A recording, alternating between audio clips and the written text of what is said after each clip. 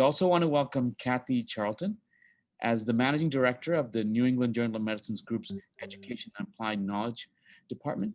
Kathy is responsible for developing education and training products and services for clinicians and clinicians in training under the 200-year-old NEJM brand.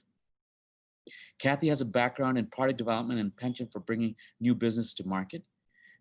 Before the NEJM career, she served as Vice President and General Manager for Kaplan's Medical from 2007 to 2014, where she saw a rapid expansion from what was largely on-site instruction to digital formats.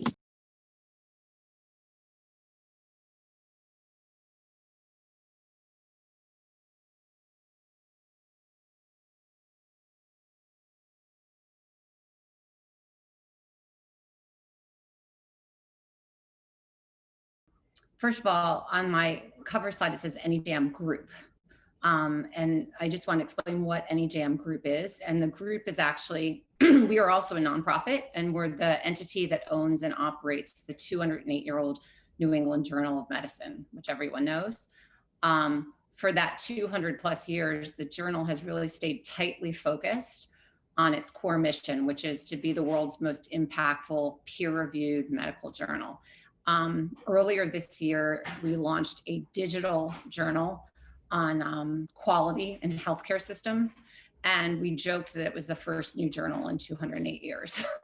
There's been a little more product development than that, but they've stayed fairly niche. We're really not known as a traditional educator in the medical space. We have CME activities related, excuse me, to journal content. And we even have a kind of a traditional online review course for US residents for their licensing boards. More recently, the organization decided that it wanted to expand its clinical education offering and reach. In I come. Why and how? So I would say there's no shortage of medical content. In fact, there's too much. There's reams of content available online for clinicians and students. And that's actually one of the reasons we are jumping in. How do you figure out what to use, excuse me, in addition to, what your school or your hospital's providing you? We have a brand that's trusted. So we can not only guide people to good materials, we feel like we should be responsible for helping to create them too. And I say helping because later I'll talk about partnership.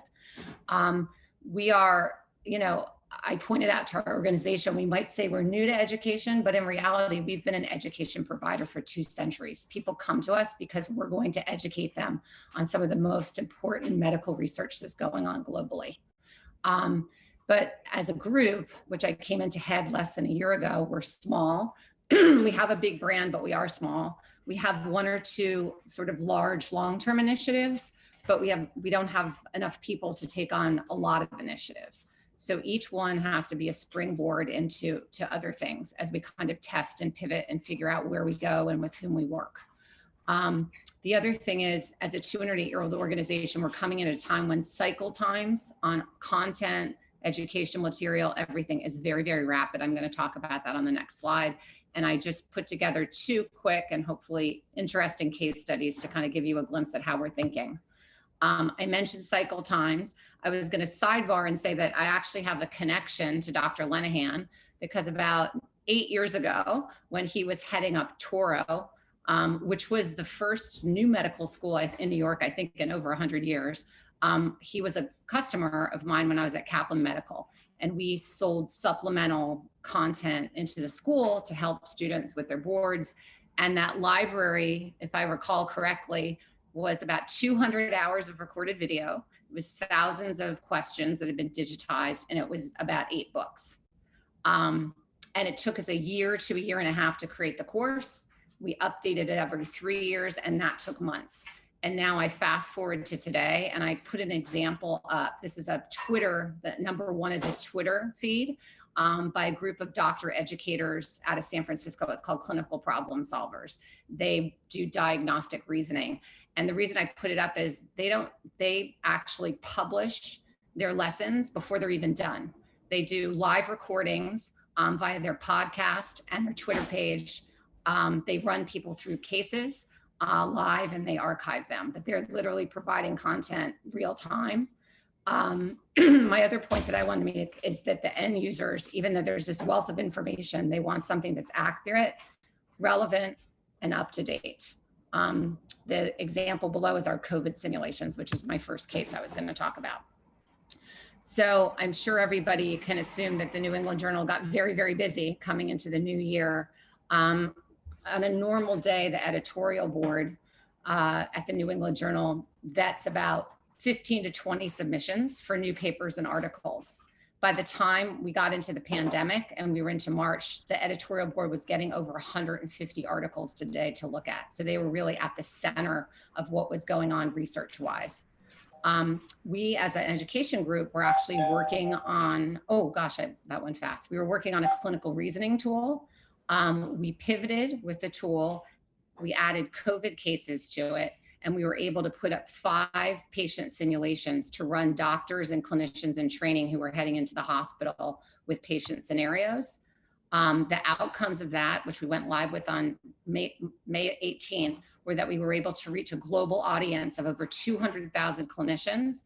We got amazing feedback on our product, and we also got requests to use the simulation application for other topics. And just quickly, I know we're at the end of time. My second case study is something we're in the middle of right now that we're going to be offering in October. It's a live webinar series. It comes out of the summer of turmoil in the US around race and areas of discrimination, and particularly race in medicine. I threw up a New York Times article from late August on misdiagnosis in skin of color diseases. We've joined in partnership with a society that focuses, a dermatology society, on that issue, a point of care solution provider that has one of the best visual libraries in the world, Visual DX, our organization, and Zoom. And what we've partnered to do is we're putting together a live webinar series with 4 important topics around race in medicine and problem with misdiagnosis in skin of color diseases. We have an expert panel with well-known hosts. Everyone's contributing in kind. That's how Zoom comes in. They're offering us enterprise license rooms so that we can host up to 50,000 people. We're expecting over 10,000 clinicians at each of the events. And we're going to use this pilot as a way to offer other important topics through webinars, but also to continue to look at the issue of skin of color misdiagnosis. To wrap up, the pilot is giving us an opportunity to vet out new partners, new topics, new funding, and reshape the organization. It gives us a seat at the table, and it helps us build internal competencies we didn't have before. And I'll stop there. Thank you. Just a quick question, Kathy, on your side. I mean, I think, and this is important, I think, for all the hospitals. And, you know, you talked about collaboration and the program that you are actually, you know, delivering with Zoom and the other society and the tech company. I mean, and, you know, you being a traditional 200-year-old company, I mean, maybe just for the audience, why that's so important, especially in technology, right? Where it is, you know, you can't do everything. Maybe talk a little bit about collaboration.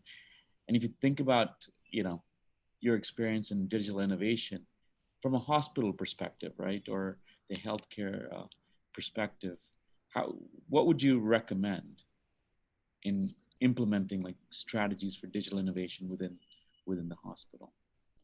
Oh, that's a tough one. I'll pivot and talk about India and something we would love to do. As I mentioned, we have a number of small pilots. The skin of color was an example that I thought was really relevant and interesting to talk about. But we're also working on clinical reasoning and how to teach and assess clinical reasoning in clinical education. University of Minnesota actually has some of the best faculty doing that. And that allows us to create an application that you can, you know, I showed the COVID applications. That's actually a prototype where you can run doctors and nurses and PAs through virtual simulations. It could be great that if it's VR, AR, but it can also be very low tech. We're doing it with illustration and just a powerful back end. And one of the things I am hopeful we could do is, I know in India, you basically have 4 years of medical education, for doctors. And then only about a third of those people actually get to go into what we would call a residency. And then that residency is only a year. So the US system, there's some shortened programs, but it's taking usually 7 years to get somebody to bedside as a fully licensed doctor. And so I think we could create a curriculum that could be done in India once you finish medical school, or you finish medical school +1, and we could expose you to 360 in any area that you're going into, whether it's pulmonary or cardiology or that, because you could basically provide almost the perfect residency rotation virtually, and not at too much cost either. So I see that that's something we would love to do.